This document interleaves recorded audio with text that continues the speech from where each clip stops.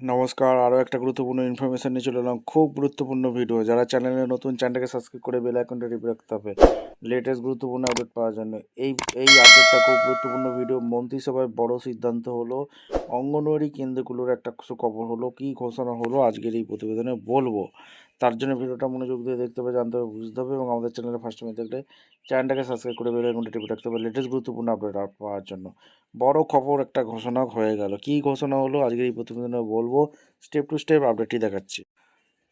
আচ্ছা, এই প্রতিবেদনে বলেছে ৭৬,০০০ অঙ্গনওয়াড়ি কেন্দ্রে নিজেদের ভবনে স্থানান্তরিত হবে।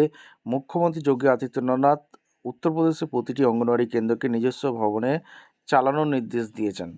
বর্তমানে রাজ্যে প্রায় 1.89 লক্ষ অঙ্গনওয়াড়ি কেন্দ্র রয়েছে, যার মধ্যে ৭৬,০০০ নিজস্ব কোনো ভবন নেই।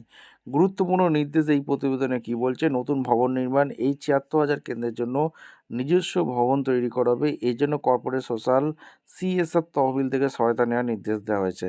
আধুনিক মডেল নতুন কেন্দ্রগুলো হবে প্রি ফেব্রিকেটেড, আগে থেকে তৈরি করা কাঠামোর মডেলের। যেখানে সম্ভব সেখানে প্রাথমিক বিদ্যালয়ের প্রাঙ্গণেই বাল-মৃত্যু অঙ্গনওয়াড়ি ভবন তৈরি করা হবে। উন্নত সুযোগ সুবিধা দেওয়া হবে।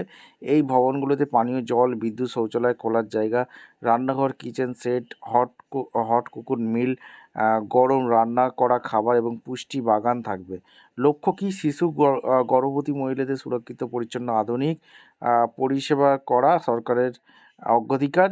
এর মাধ্যমে 3 থেকে 6 বছর বয়সী শিশুদের শিক্ষা, স্বাস্থ্যের বিকাশ ঘটানো সহজ হবে। এটা উত্তরপ্রদেশের খবর।